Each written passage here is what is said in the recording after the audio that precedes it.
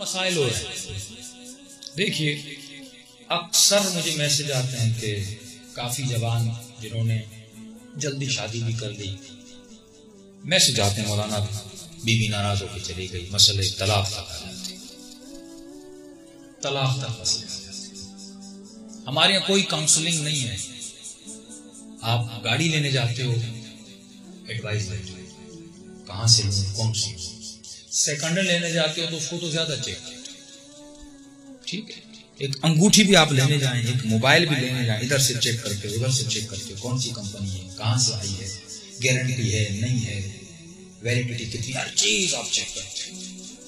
لیکن ایک اہم ترین زندگی کا فیصلہ جس سے نسلیں بنے جس سے کربلا بنے جس سے امام کا سپاہی بنے جس سے ظہور امام میں مدد ملے وہ ہے اولاد کو پیدا کرنا وہ ہے شادی کرنا.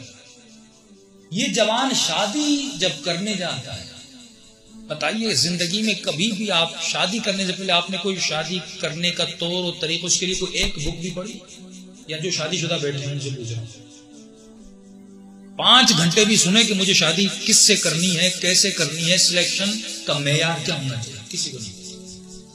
بکری لینے بھی آدمی جاتا ہے تو سوچتا ہے لیکن جب شادی کرنے جاتا ہے کوئی سوچتا ہے. شادی ہو گئی شادی کرنے کے بعد اب انڈرسٹینڈنگ بلڈ ہوتی ہے 20 سال تو گھر کے جھگڑوں میں لگ جاتے ہیں. اس خاتون کی انرجی اس شوہر کی انرجی ضائع ہو جاتی ہے. 30 سال یہ زندگی میں بدبختی دیکھتا ہے یہ کیسے بچے کی تربیت کرے گا. امی اچھا اس میں یہ بھی ایشو نہیں کہ بیوی بری ہے. مجھے ایسے جوان بھی ملے شوہر بھی بہت اچھا بیوی بھی بہت اچھی. میں نے کہا پھر آپ کی بنتی کیوں نہیں. اور خاتون نے کہا مولانا اس کی شکل مجھے پسند ہے. اب وہ اس کو کہہ رہا صبر کرو مولانا 60 سال اس کے ساتھ میں رہ نہیں سکتے. اب ماں باپ نے شادی کروا دی اچھا اخلاق تو نہیں مولانا نمازی ہے اخلاق کا ہے بڑی خدمت کرتا ہے بڑا پیار دیتا ہے شکل پسند ہے. ایسے ہی مرد ملتے ہیں مولانا بیوی کی شکل پسند ہے. اب شادی ہوگی نا کیا کرے طلاق بھی نہیں دے سکتا. اب 60 سال اسی کشمکش میں. اچھا اس کا ایشو کیا ہوتا ہے چلو عورت تو ہے بیچاری پوری زندگی گزارنی پڑی. اب مرد کہتا شکل پسند نہیں وہ ہمیشہ پوری زندگی دوسری کے خواب دیکھتا ہے دوسری شاید. اب یہ ٹینشن گھر میں اتنی رہتی ہے کل لائے گا پرسوں لائے گا خود بھی پریشان ہوتا ہے کروں کہ نہ کروں. زندگی راحت کے لیے کیوں خود کو ٹینشن میں ڈالتا ہے. چھٹے امام کے فرامین ہے سلیکشن کے لیے. کہاں شریعت میں لکھا ہے کہ جو چیز پسند نہیں اس کو لے کر آ.